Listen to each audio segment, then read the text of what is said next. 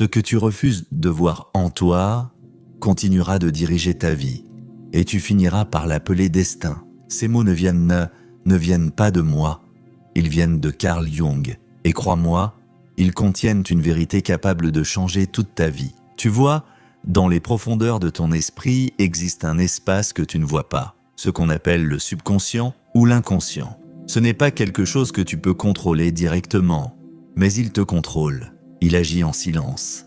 En arrière-plan, il influence tes choix, tes réactions, tes peurs, tes attirances, même tes sabotages. Dans cet espace invisible vivent des choses oubliées, des émotions que tu as refoulées, des souvenirs mal digérés, des blessures non comprises, des croyances que tu n'as jamais choisies consciemment, mais qu'on a plantées en toi quand tu étais petit, des idées que tu as héritées de ta famille, de ta culture, et même des rêves que tu n'as jamais osé écouter.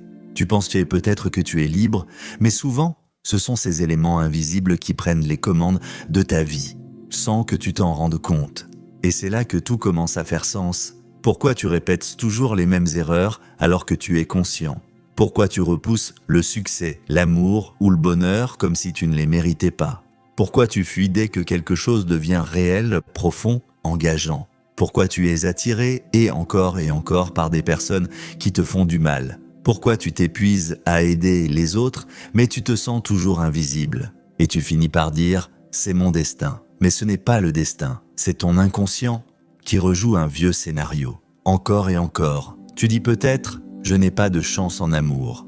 Mais peut-être que ton inconscient choisit toujours le même type de personne ou t'empêche de poser des limites saines.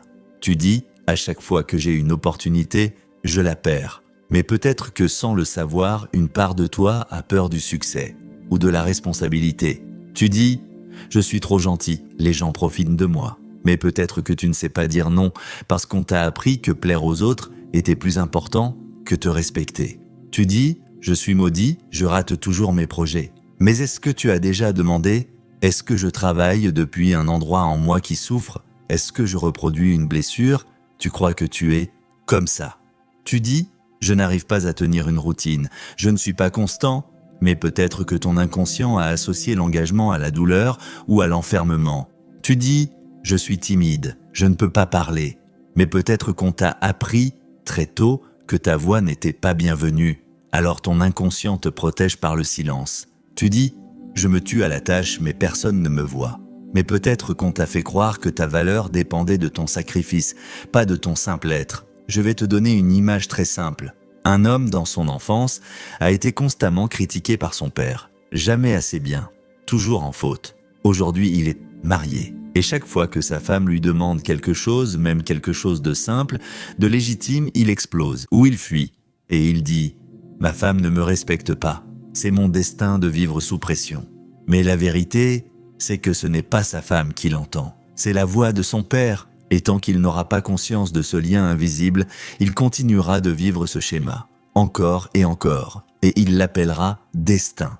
Carl Jung disait « ce que tu ne connais pas de toi se cache derrière toi et se répète sous forme de douleur, d'échec ou de confusion. Et si tu ne comprends pas, tu diras simplement « c'est mon destin ». Mais l'inconscient ne guérit pas avec le temps. Il guérit quand tu retournes vers lui et que tu entends enfin ce que tu refusais d'écouter. Voilà pourquoi le vrai travail de transformation commence à l'intérieur, pas à l'extérieur, pas en changeant de job, de partenaire ou de pays, mais en osant regarder en soi ce qui a été ignoré, nié ou enterré. Parce que tant que ces parties de toi restent dans l'ombre, elles dirigeront ta vie. Et tu continueras à croire que la vie est contre toi, alors qu'en réalité, c'est toi-même qui te rejoue la même pièce, sans le savoir. Mais il y a une bonne nouvelle, tu peux commencer aujourd'hui. Pas besoin d'avoir tout compris. Commence simplement par t'observer, par te poser des questions, par remarquer les répétitions, les désillusions, les déclencheurs, les émotions que tu évites.